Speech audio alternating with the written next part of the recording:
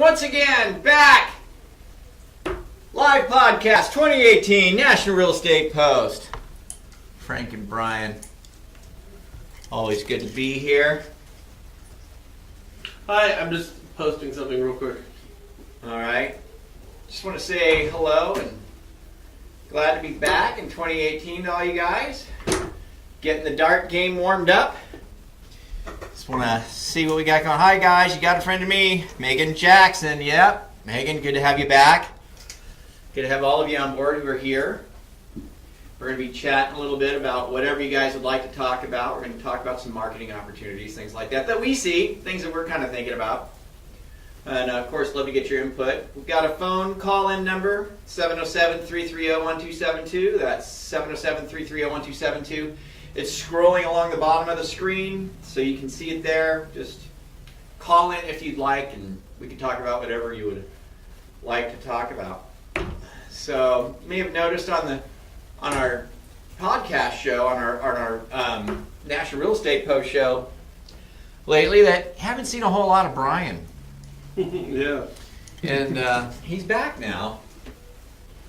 And we just want to let you know that, we ponied up the bail money and we got him out. And so he's back. That could be an incoming call. Oh, shit. Oh, don't forget to plug Hello. the speakers. Hey, how you doing? Yeah, We're live. let me get you plugged in here. I'm just trying to post something. You know how it goes. Stand by for technical difficulties. Brian's plugging in his phone to get it on speaker so everybody can hear. Yeah, we got to pause in case you say fuck. Who was it? I'm just Well, kidding. you know that's coming because this is Jamie Bacon with Military Warriors Boot Camp in Fish. What's going on, dude? Ah. How are you guys doing? Happy New Year. Happy New Year to you, too. Listen, we got an update today from the VA that I thought you might want to nationally let everybody know that in certain geographic areas around the country, they have raised the prices on VA appraisals and the turn time. Some states have gone from 5 days to 10 days and raised the fee from $450 to $550, and some have gone as high as $675 and some are $750. If you want, I can have Fish post that link on it for your viewers so that they can read up on their respective states so that they can be an authority when it comes to knowledge. So, yeah, let's say that again, and this time bring it down to about 25 miles an hour. Okay. Yeah. The VA has updated their fees and turn time lists. They've increased some of the fees for appraisals and the turn times nationwide. Okay. So go ahead, go over It's that. an idea for people to go check out that link in va.gov, which Fish is going to shoot to you guys so your viewers can just click on that so that they can be aware of any increases in the fee or the turn time in their area so that they can be an authority when it comes on the subject matter. Okay, What, so have they increased their funding fee? No, their appraisal fees. Oh, their appraisal fees. No, appraisal fee. Appraisal fee and turn times are How much are appraisal fees going up? It depends on the region of the country you're in. So some of them have increased $200. Most of them are like $100, $150. That's interesting. Well, I mean, shit, if they're getting $1,500 for an appraisal in Portland, I know. I mean, why wouldn't the VA get a little bit more money for their appraisals as I wonder well? what the reasoning behind it is, though. For example, in California, and Arizona, New Mexico, Nevada, it's gone up to $600, and for a multifamily, it's gone up to $750, and the turn time is at 7 days, which I actually think that's a decrease of 3 days. It wasn't 10 days, so their turn time. And when I'm talking about turn time, guys, it's from when the appraiser accepts the appraisal order. They have 7 days in California to finish that report and get it back to the lender to issue the NOV, which of course is the notice of value. Hey, what happens if they miss that date? What's that? What happens if they miss the 7 days? What if they go 9 days? Yeah, what happens to the Then they're appraisal? out of compliance, and you have every right to call the VA and get it done immediately. I would suggest going to the appraiser first, because contrary to popular belief, since you can do that because there's no value issued at that point, so the LO can actually pick up the phone, call the appraiser, and say you're out of compliance, right? Because you're past 7 days. Can you please have that off my test within 24 hours? And the reason I suggest say 24 hours, is don't give them an open-ended turn time. They're already out of compliance. And if they want a bigger, just do fine. We'll talk to the regional loan center. So then, in the worst case scenario, if that doesn't happen and he misses his 24 hours and you wind up getting it way late, out of compliance, basically that'll go as a mark against him with the VA, and he won't get any more assignments or something like that? Well, it'll be dinged on their scorecard. Oh, on their scorecard, okay. Right, and it's after so many dings, you get booted off the VA panel. Gotcha. Because remember, at the end of the day, the VA doesn't care about the appraiser, the real estate agent, the LO. They care about that veteran. And if the biggest pet peeve is anyone or anything that impedes the veteran from the purchase of the home, and appraisers are not excluded from that. Okay. All right. Well, hey, thanks so much, Jay. We appreciate it.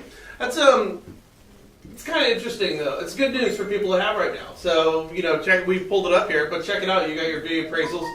The cost of those are going up. Right. And your turn times could be going up or they could be going down. Right. It's No, just good to know. because it's a bureaucracy. If you turn your appraisal late, they'll probably get a promotion. Yeah. But again, good information to know if you're doing Very, very loans good out there. information. This is the kind of stuff. If you're a loan officer, this is the kind of thing you're definitely going to want to go let your real estate partners know. Hey, just FYI, VA appraisals are more expensive. They could take a little bit longer. Or there is the link that was provided by Jay up on our page that you're watching right now. You can click that and hone in on your particular area and figure out exactly what the price increase or turn times may be. Totally. Now, something we're talking about on tomorrow's show that I think is very interesting. There's so much that you can do with this, guys. So right now, according to Black Knight Financial, 80% of homes have at least a loan-to-value of 80%. So 80% of all the homes in this country have a loan-to-value that is 80% or lower. Or less. Or less. 80% of them. 80%. That's a lot. It's crazy. Okay, so that means you've got 80% of the homes out there right now that have tappable equity. Right. So that they can borrow. By the way, it comes up to about $5 trillion right now. $5 trillion in tappable equity, not just collective, but tappable equity where we have loan products that you could actually use for people to go do that.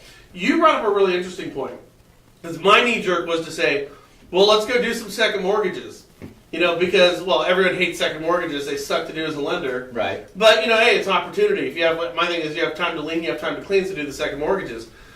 And you said, no, don't do the second mortgages. Right. And why? Well, two reasons. Number one, with the new tax code, those are not tax deductible anymore. So there you go. And the other reason is we just reported the other day, on Thursday I think it was, that HELOCs are expected, their interest rates are expected to rise 75 basis points in 2018. Now, granted, first mortgages are expected to go up too. But if you were going to compare, a non-tax deductible HELOC to doing a complete refi on a first mortgage, you may find that doing the complete, doing the first mortgage cash out might serve that purpose better and cheaper, and you still get the tax deduction for the borrower. So you're saying, well, don't get a second, do a cash out first, or at least look at the numbers. Yeah. But even better yet, if you have clients right now who've got second mortgages, right, go talk with those guys and consolidate those, put it in a first, and be done with that. Yeah, because your email to them could be that your HELOC rate is probably going up and it's no longer tax deduction. Talk to me. Something along that line. Right. Where you go, maybe I should talk to them. It's at least, in the worst case scenario, a great conversation starter, with the people in your past client database. Okay, and we talked about this. So in a bad market, guys, understand this. Basically, half of your deals are going to be refinances. Half of all deals done in this country are refinances, even in a bad market. I think right now it's sitting in somewhere in the high 40s are refis when nobody's getting a refi, which means they're getting refis, but they're being done in sweatshops, or they're being done from servicers who are sending the paperwork with, Yeah. So we understand that. But these are opportunities that are missed out from people who are watching our show. These are your clients. So think about this. When you go into a bank, okay, we go to First Northern Bank. I go into my bank there, I go see the tellers. I go see the tellers. Maybe not everybody does, but a lot of people do, okay? So when I go into First Northern Bank, they're the shitty market. They're the most shitty marketers you could possibly find, right? They don't know how to go out there and search out deals because they wait for people to come in, and that's how they pick up their first or their second mortgages. Well, think about it with a teller. You go up there, and to the left of the teller and to the right of the teller is, get a HELOC, prime plus, a half a point. Get a HELOC, great. Get a second mortgage. That's how they get them. So somebody's going to the bank, they're thinking about buying a car, they're thinking about doing home improvements, and they're depositing their check, whatever, and they say, hey, I think I might want to get one of those. That's how most seconds go. And credit unions love doing seconds. That's what they do. They love doing seconds. So these are your clients who you're marketing to. They bank, and they're seeing these same signs I see. They're getting these second mortgages. Well, now is a real great time for you to intervene on your clients. Hey, if you're thinking about getting a second mortgage, talk to me first. Right. Because they are being marketed for second mortgages. You know what I mean? Yeah. So again, a great opportunity there. It is. I like what you said. The subject line be thinking about getting a second, or do you have one already? Talk to me. Right. You know what I mean? Either way, if these are your past clients and that's in their mind, what in any way, shape, or form, then they're going to give you a call. Again, conversation starter. It might not pan out to a deal for you for that particular customer, but they may have someone to refer to you if you ask. Okay, now You wanna start? Yeah, go for it. Okay, guys, what we're just talking about here. Black Knight Financial came out. $5 trillion in tappable equity right now. 80% of homes are under 80% loan to value. We have loan products that exist for people right now who would benefit from tapping into some of that equity. We talked about not doing seconds, but getting rid of seconds, consolidating seconds. These people are being marketed for seconds. It's time to reach out to your database. The other big one is reverse mortgages. Because the equity that's been gained, to give you an idea, to put it in context, in 2012, we had $3 trillion in tappable equity. So 5 years later, we've almost doubled the tappable equity in this country. Right. We did not get there from buying loans down. We got there from market appreciation. This means senior citizens who are on fixed incomes right now have doubled their ability to get a reverse mortgage. Reverse mortgages are great. I don't give a shit what anybody says. Call up right now, 707-330-1272. Tell me why they suck. I'd love to have the argument because they don't. Everything about them is a benefit.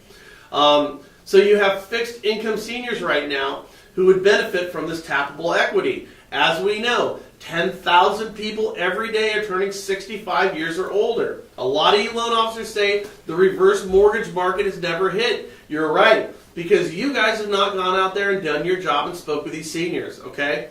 So think of reverse mortgages. Your opportunity to do these have almost doubled in the past 5 years. And in the past 5 years, with 10,000 people turning 65 or older, we have an aging community of baby boomers right now. It was the largest generation ever in the history of this country. They're all over 65 right now. They all need reverse mortgages, or many of them do. So look into it. Did you get one? Did I get a reverse? No. Did you get one? No, I goosed. Okay, here we go. Ooh, close. Now, just to be clear. Oh, tripled! Just to be clear, I've whooped the pants off of you like the past 10 times in a row. Well, So, that's where we're starting from on this. So, anyway, guys, if you're just tuning in, God had to get that little jab in, didn't he? if you're just tuning in, thanks for showing up. But we're talking about the fact that we've got over $5 trillion worth of tappable equity out there right now in our collective equity nationwide. That is up from 2012, where it was only $3 trillion. Right now, according to Black Knight, 80%. Listen to us.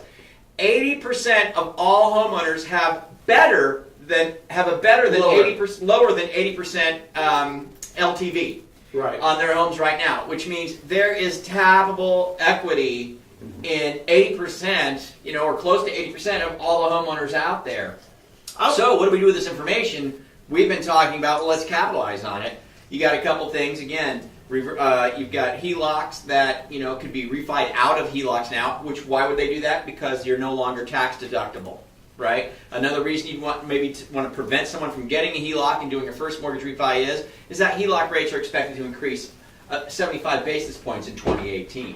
Right. So it's a good idea to maybe start working over the past client database and looking to do some refinances, either keeping people out of getting into a HELOC or refinancing them out of an existing HELOC. I want you to hear this.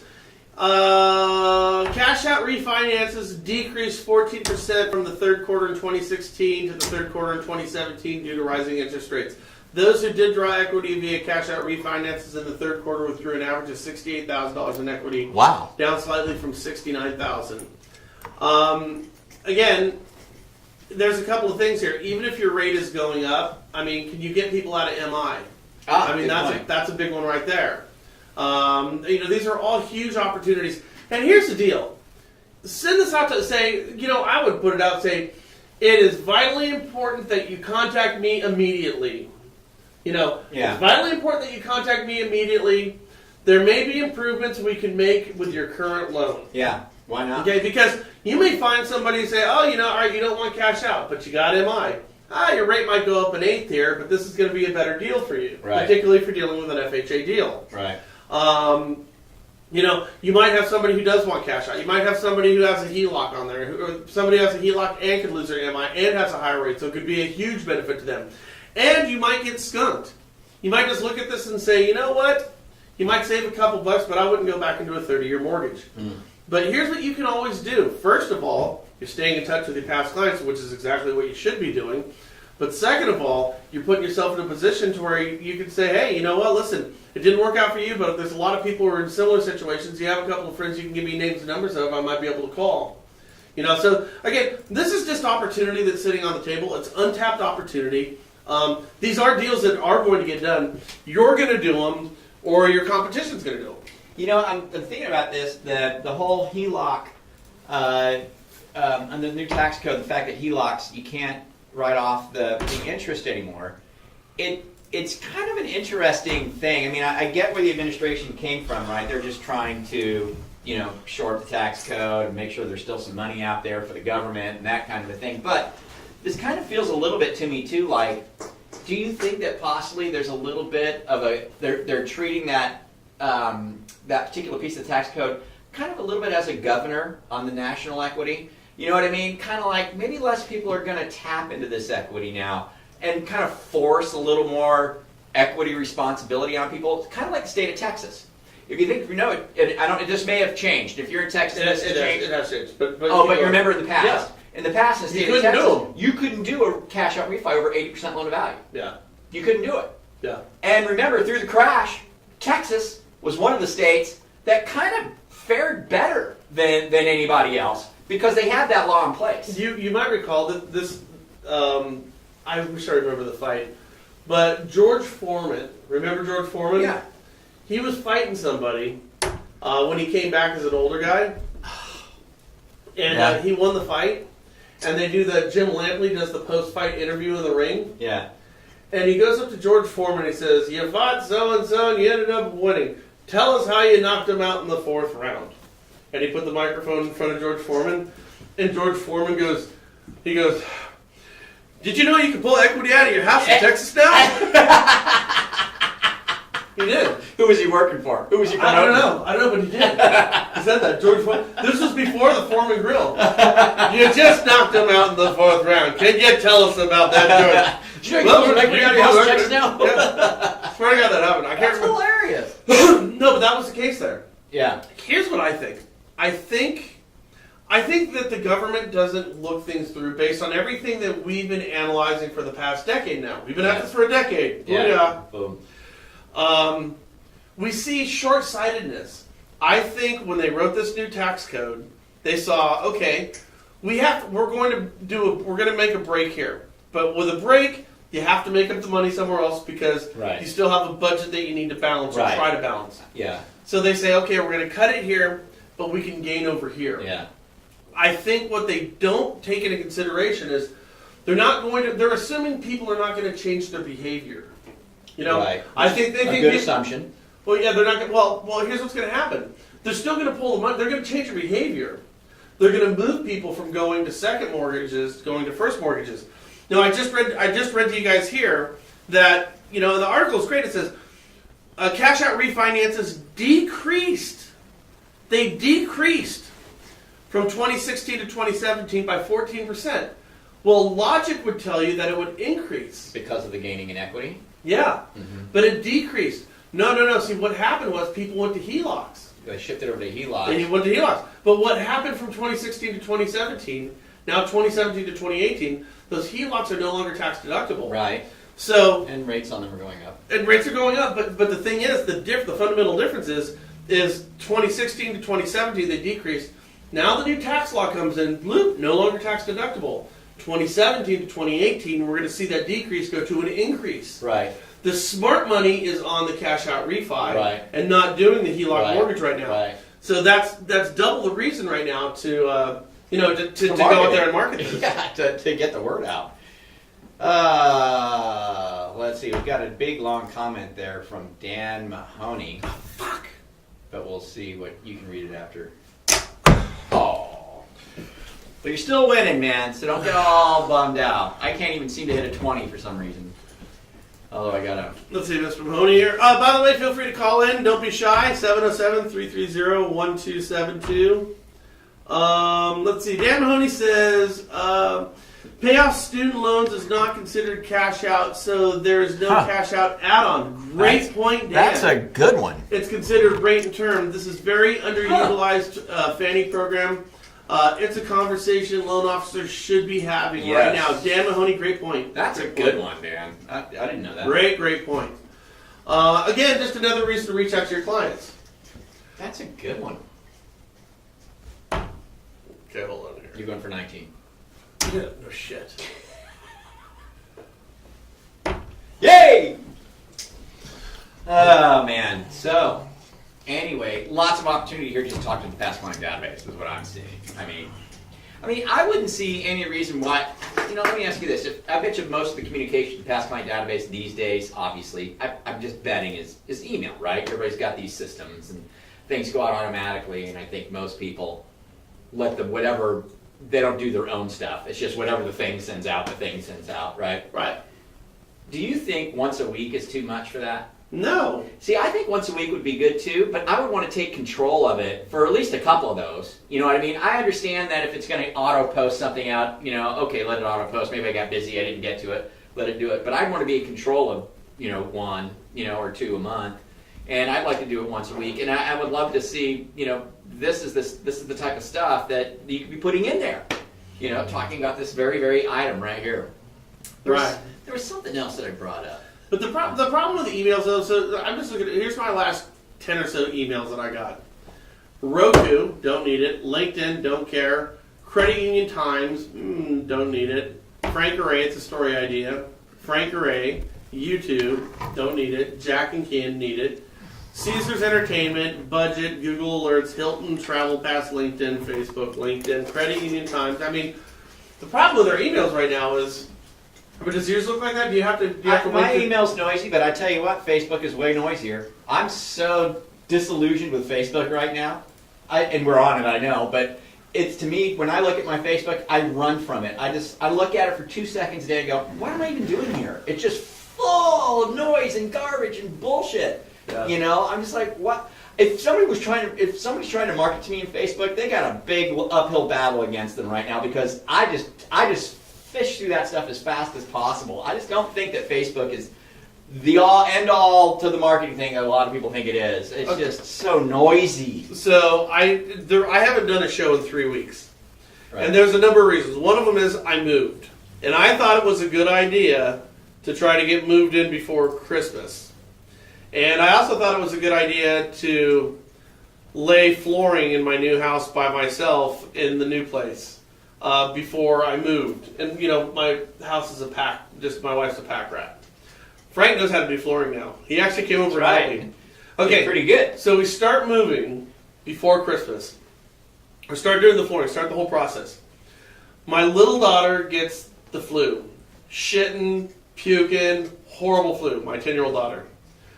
Then my older daughter got it, then my son got it, then I got it, then my wife got it. Yeah, your house has been bad. 5 people, like bad flu, all in the middle of trying to move the floor. I've got fluids everywhere. That was like the 48-hour flu, but keep in mind, 5 people. Right. This is not math. All right. So by the time that cycles through, my little daughter, because little kids, they catch everything, she got like the 5-day flu. But this is with, aches and pains, throbbing headaches, 100+ degree temperatures. So then she got it, my son got it, my wife got it, I got it, and my other daughter got it. Now, in the middle of this, my wife had to go up to Seattle to help her mom and dad move because they're moving. So she is sick now, flying to Seattle. Great. I'm dealing with sick kids. This is all going on over the holidays. over the past couple of weeks, right? It's been a bloodbath. Then come to find out, like a lot of the stuff in the house needs to be fixed. There's a lot of little things that just don't work right, okay? Not the least of which is Comcast, which is the shittiest provider of television and internet that you could possibly get. And I've had them for years, but I switched a whole bunch of stuff over. Oh, this is horrible. Is it still not working? The cable going to the house isn't right. Now they have to, like, seriously, they have to bore a hole all the way underneath my neighbor's house to run a new line. I'm not kidding. This house, like, if it can break, it breaks. I thought it was working when we were over there the other day. Oh, Andrew, we're just warming up.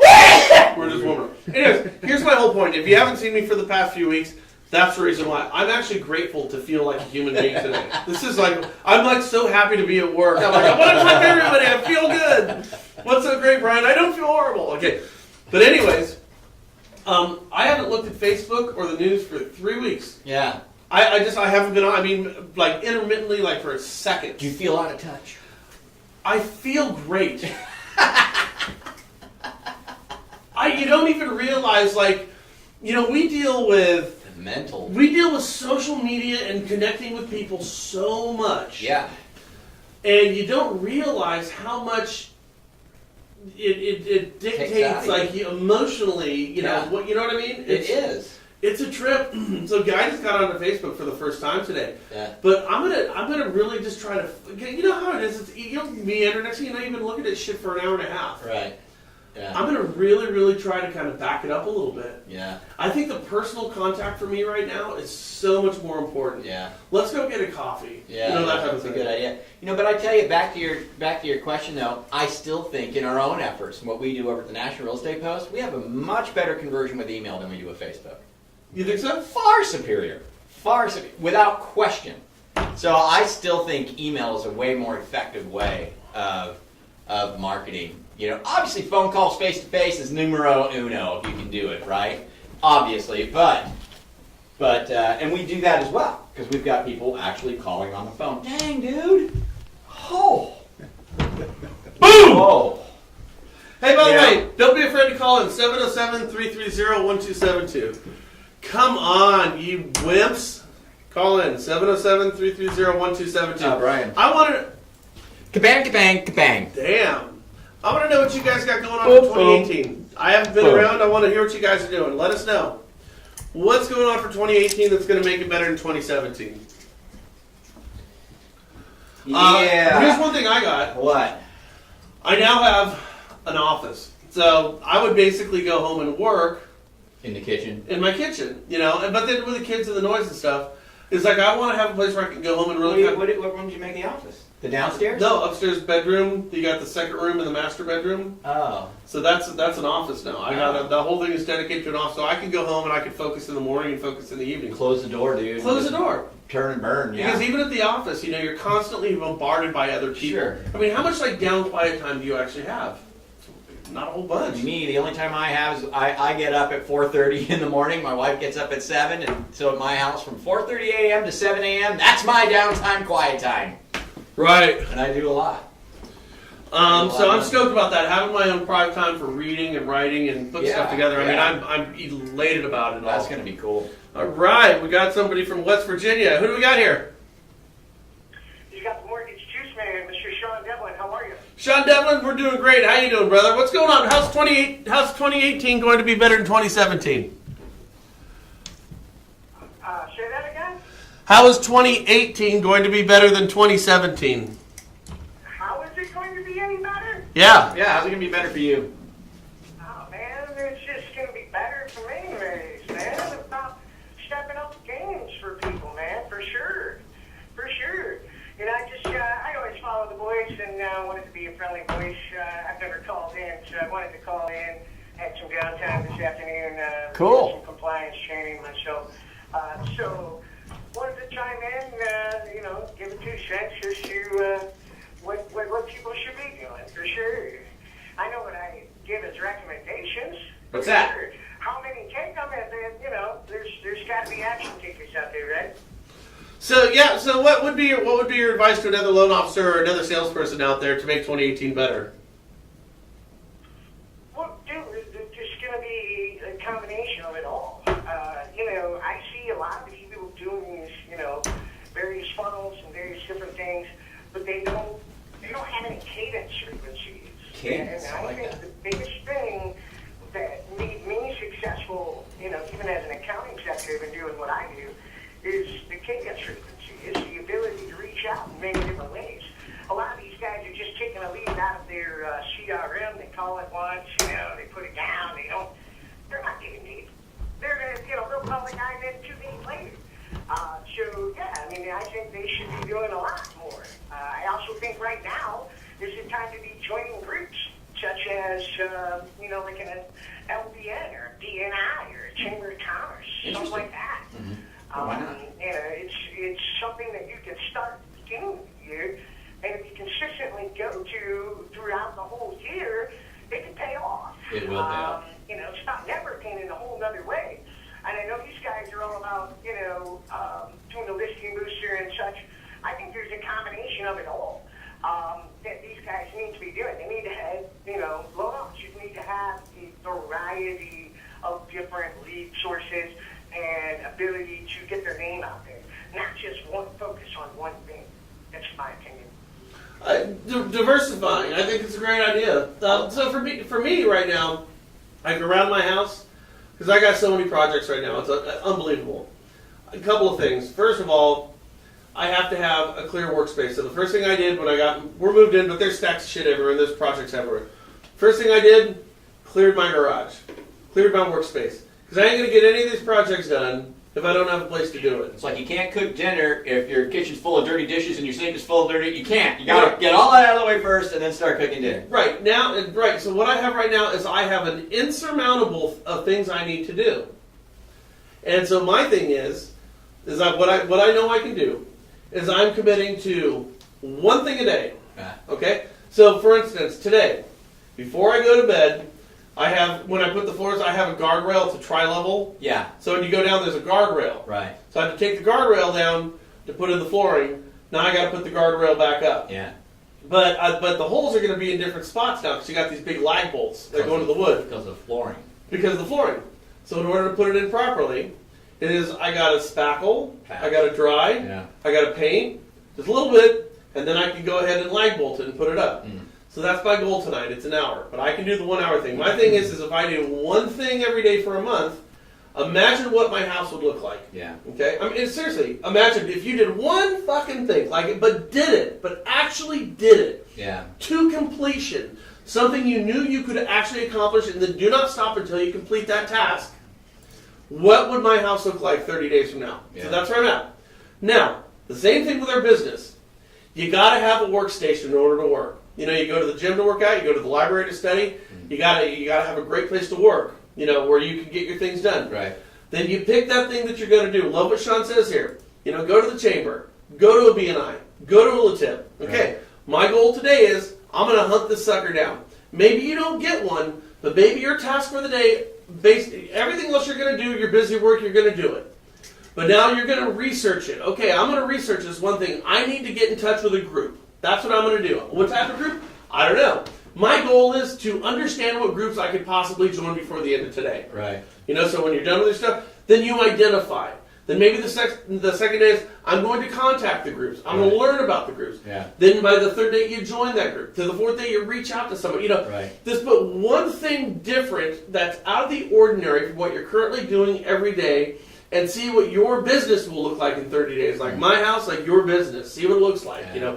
But the whole idea of being task oriented is my 2018. Yeah. Because we know how this shit goes. We do this all the time. We'll work our ass off on something and then you start to, you don't fade. Yeah, you fade. Yeah. So the goal is here, for me at least, my 2018 is have that one thing One every thing. day. But damn it, do it no matter what. That's a good one. I like what Sean said too. He used a word that stuck out to me that was good, and it was have a cadence. Yeah. You know what I mean? You have a cadence. If you think about what a cadence is, it's that 1, 2, 3, 4, 2, 2, 3, 4. You just don't get off that cadence, which is exactly what you're talking about. Right. It's consistency is what it really comes down to. So, Write yeah, it down. good Hey, stuff. Are you writing it down when you're saying that you're doing your different flooring, you're doing different things, and you're putting yourself with the project every single day? You guys writing it down the day before? Yeah, absolutely. That's what you need to do. Hey, thanks so much, man. Another one who told this to me, and by the way, he goes, we just lost it, but one of the things that was Victor Ball said to me, who's a great loan officer up in Michigan. He says he writes his list down every day, which is nothing new. Everybody knows this. I go, do you ever get through your list? He goes, no, man, I never get through my list. He goes, it's not about getting through the list. It's about keeping me on task. Mm-hmm. Your cadence, it's marching. You're marching, man. You're marching, man. You're always going forward. Yeah. The thing is like I always tell people with their business loan officers, I don't care if your business looks good or if it looks bad. It doesn't matter. What matters is the direction that you're going. Okay, that's the only thing that matters. So if you have a great business and you're going backwards, what's up, Long Beach? Take that real quick. Let me finish this up. If you have a great business and you're going backwards, okay, you're in trouble. If you have a bad business but you're going forward every day, you're in a good spot. Yeah. So in sales, in loans, in real estate, it doesn't matter where you're at. It matters where the hell you're going. You need to be going forward. Who do we got here in Long Beach? This is Brandon Hogan. What's up, Brandon? How you doing, man? Yeah, I'm doing pretty good. What do you got for 2018? Well, right now I'm working on task management. I just heard talking about that on your Facebook page. And we're actually working on implementing a task management software so we can zero in and focus on make sure we hit those little detailed things on marketing. So like making sure you hit those follow-up calls, making sure it's in there so that we can make sure we implement that and follow up and actually do it. You can't move on to the next task without getting that call done. That's good stuff. That's almost what you just need it. I mean, we've gone round and around with different types of systems and things like this, but it's like, I like the fact that you can't progress till the one thing is done, though. If you can really hold your people accountable to that, to sticking to that system, that's a great system. You know what I mean? I can't go forward. I have to make that freaking call. You know what I mean? But I made it. Now I can go forward. Right. And if you can get that in place where you actually can stick with that and your LOs really buy into that and they stick with it, it can only do wonderful things. Well, I'm gonna put this back in the context of my flooring, okay? So I had done flooring on a previous house before, and I got the whole damn thing done, and it was good enough to live in. You know what I mean? But then I had a transition strip that I needed to put for the flooring. Yeah. But I never put it down because it was good enough. You know what I mean? Right. And that damn transition stayed there for 2 years. Okay? Right. It stayed there until I had to move. It's the same thing. How many times do you pick up a file and you kind of do what you need to do? Right. Do you really do it, or do you kind of do what you need to do? Right. What I learned from Tracy Kearns, who was one of the most brilliant minds in lending I ever met, she said, whenever you pick up a file, you take that file as far as you can take it, period. That's an interesting way to look at it. Before you put it down. That's a good way to look at it. You don't pick up a file and say, I've got 6 problems, I think I'll deal with 3 today. Yeah. Or I got 3 she problems. go the whole way. No, you deal with everything you can deal with. She was ferocious, too. She was ferocious. Is that kind of what you're talking about? You deal with your problems and you complete them before you move on? Well, yes, that's one of the things. There's working on your file, but there's also marketing. Like I've gone through where I do Facebook marketing. I post consistently for about a month or 2, and then kind of fall off to get busy. Or okay, I need to do this email campaign, so I'll send out some emails, but then I don't follow up with everybody. So it's just one of those things where you schedule these different tasks, and and the different tasks that go with it to make sure you complete and you don't let up on your marketing kind of thing. Yeah, I love it. Good stuff. And today I'm working on Loan Tech. I'm working on best practices with Loan Tech, so I've been going back and forth with them on that. Now, how long have you been working with Loan Tech for? Just a couple of months. Actually, after I met you at the brokers convention in Las Vegas, Brian. Uh-huh. Actually, I don't know if you remember now. I wore your shirt, the Richard Cordray shirt. Yeah. Class. Yeah. Yeah. But right after that convention is when I started with Loan Tech. And is it working out good for you? It works out pretty good. Yeah. Dang. Go ahead. I'm just learning different things. I didn't know I could edit my emails and things like that. So I'm going through editing emails and re-sizing the fonts and whatnot. Just little things like that. But yeah, no, it works out really well for me. I market on Bankrate. It's one of my lead sources, not for all of it, but for one of my sources. For one of your what? As one of my lead sources, I do market on Bankrate. Oh, cool. Good deal. Now, how many deals a month are you closing right now? Right now, I'd say I'm probably about 4 or 5. Not a lot. You're consistently closing 4 or 5? Yes. That's awesome. That's pretty good. Yeah, that ain't bad at all. I hear a lot of people, they talk a bigger game who aren't doing 4 or 5 on a regular basis. Hey man, thank you so much, man. What a great call. Great calls today. I know. Everybody's awesome for calling in. That was cool. So that's interesting. I was always kind of curious with the whole loan tech thing because there's so many moving parts. Yeah. You know, it's like you can get overwhelmed by, you can have something that does so much, just do one thing good. Right. And my question with loan tech is like, how much programming does a person have to put in this? Because there becomes a point when a loan officer wants to be a loan officer, not a programmer. It's true. So it's great to hear that. In fact, Yeah. what we should do is we should get him back on and have him talk about like what the benefits of loan tech are and how he gets there. Kind of shortcut the whole thing. There's nothing more frustrating than trying to work a new piece of software that's not friendly. Oh yes, yes. An 18-year-old son. That you're right. You're right. But my wife wrote up an offer this weekend on a house. As a realtor, just so you guys know, she's dabbling in the real estate game. She wrote up an offer, and before she could write it, the new thing is you got this thing in real estate it's called zip forms, right? So you do your contracts online, Right. And there's this thing called Zip Form Plus. Uh-huh. She was just completely beside herself trying to make this. Look, dude, she just wants to print an effing contract. Okay, I just want to print an effing contract, right?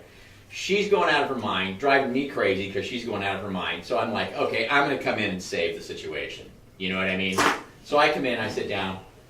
I wanted to pick up that laptop and just smash it into a million pieces. It was the most unfriendly, difficult piece of software I've ever seen in my life. I had to find this crazy way around making it work. So you're right. It can be getting into technology to help you in your marketing and help you with your business. It's all a great idea, but boy, man, there's nothing more frustrating than getting into a piece of software or an online service that's difficult to navigate, man. It is just like, what a way to just bring you down. Okay. Frank, Yeah. I got a smart TV. Yeah. I got a Roku TV. Yeah. I turn on my TV. Yeah. Then I got to go to my Comcast. Okay? Yeah. Then I go to my Comcast. What do you want to watch? Would you like all channels, sports channels, kids channels, this channel, that? Then I got to go to all channels. Then I'm searching the channels. I find something that I want to look at. You'd like to watch this? Yes, I'd like to watch this. Click again. Then once I click there, it gives me another description. Would you like to go to the channel? Yes, Yes. I'd like to go to the channel. Please get me Why there. can't I just go to the channel? Why can't I turn my TV on and just go there? Technology has put 6 clicks in front of I me. know. It puts stuff I in the hate way. It really does. Sometimes you can find some stuff that's really slick, easy to use, but a lot of it is just, it feels like it's just putting more stumbling blocks, more hurdles in the way to get done. An over-engineered piece of shit. Yeah. I mean, there's so much of that with technology. We're so wowed with all the options that we can do. It's like sometimes you just want to shove it in. Right. You know what I mean? An over-engineered piece of shit. I'm gonna give you guys the best advice that you can give all of your clients. Here's the best advice you could ever give them. Don't get Comcast. In Xfinity, anything, Comcast, they've got like 6 brands. Run. Just You're up. run away. My God, who do you have, Andrew? Comcast. They're horrible. It's the only thing available in backable. Oh my God. That's faster than like 24 megabits. Well, you got it for internet. Yeah. Oh, But well, not for TV. I have TV, but I don't use it. Oh, okay. So It's you're just cheaper. he does everything Yeah. stream. You're a streamer. Oh, I couldn't get it to activate it. I pay for a basic cable package because it's technically cheaper. Yeah. But I've called in a half dozen times and I've never been able to get them successfully. by the way, You got to be kidding. So I you don't did. have. I So you just- pay for it, but you can't even use Yeah, it. They haven't I been able to just get it. don't- oh yeah. By the way, I got a phone. I'm like, I don't want a phone. Yeah. They're like, well, you have a phone. I don't want it. Yeah. They're like, well, you get it for free. Okay, I still don't want it. I'm not What gonna am I use gonna it. do with this? So, anyways, I have a business line. I have business internet. I have residential internet. I have a phone line I don't want. I have they hook me up for home security that I also don't want. Right. and my TV package. One of my TVs just works through an app. One of them actually runs through the cable. I think one is going through my business line. One is going through my residential line. Oh my goodness. So I'm like, I need to get rid of all this shit. So I call them up. I'm like, look, this isn't working. This, and all this, and they go. They said, what's the phone number? I go 707-330-1272. They say, okay, no, is it 707-689-4836? I'm like, no, never heard of that number. What's the last four digits of your phone? Well, it is this number. Well, great, it's that number. I've never heard of that number. Well, this is your number. Well, I don't know. Maybe it is some old cell phone number. No, it's the number they gave me. Now they're Oh, assigning it's all the my new shit. Comcast number that I didn't want. They assign you numbers you can't get rid of. They assign you email accounts. They assign you all this shit that you don't want, and they're just shoving it. They're forcing it down your throat. Oh, what a drag. You're up. Oh, didn't I? I think I just went. Oh, you did? Yeah, I think so. Yeah, I don't want to turn this into a bitch session, but Comcast sucks. Yeah, I hate it. I hate Comcast. We become independently wealthy tomorrow. I'm going to spend the rest of my days becoming a bitter person complaining about Comcast. You're gonna be like that Tom Stein guy on TV bashing Trump, the billionaire who's Oh. taking it upon himself Oh, yeah, to exactly. just run TV ads across the whole country. Just My God. what a knucklehead. By the way, another funny one. Let's see where we are. Another funny one is they got a number 2 in charge over at the CFPB. Her name is Kirsten Sutton Mork. Mark. Kirsten Sutton Mork. She worked with Jeb Hensarling over at the House Financial Services Committee. She was a staff member there. You know, Hensarling is the one who offered up the bills that were, let's have this in lieu of the CFPB. He was the one who introduced the bills to wind down Dodd-Frank. He's been the lead figure against the CFPB. Yeah, our hero. So our hero. He's been our hero for a long time. We love Right. this guy. So we get Mulvaney, who's running the CFPB, who already says he hates it and wants to get rid of it. Right. Says you'd be scared to death if you knew the power I had. Right. And now they've got Hensarling's second in Crony, command, yeah. Crony, who is now Second in command the at chief CFPB. of Right. chief of staff over at the CFPB, Yeah. who's replaced that English gal. Right. So now the 2 top people at the CFPB have both come out and basically said they disdain, they hate the agency that they're now running, which is really wonderful. I just hope things can go fast. We need things to go quick, with all of this. I mean, you never know what's going to happen in 2020. Trump's already been in a year, right? We only got 3 years left. You know what I mean? It's like, we gotta make sure some stuff can go down Right. before he gets, I hope in 2020 we get Republicans in again. You know what I mean? But, Well, the economy is doing great. And by the way, it's not necessarily. I want to point this out. It's not Republicans. bust. It's not Republicans. It's pro-consumer policymakers, Sure. pro-consumer Congress people, ones that are going to make it easier and cheaper and put fewer obstacles in between somebody and borrowing money to benefit themselves. That's my thing. Yeah, which is typically Republican. That's right, but I just wanted to make that distinction, right? All right, hold on a second here. All right, we're gonna wrap it up. All right, here we go. We're gonna wrap it up. Last throw. Let's see if we can win. I just need one more to win. All right. Well, hey, listen, guys. We're gonna let you go and finish this game up. Make sure you jump back in tomorrow. Love the calls, man. Love the calls. Super, super cool. Let's keep this thing going. 2018 is gonna be badass. With that said, we will talk with you guys soon. Ciao. Adios.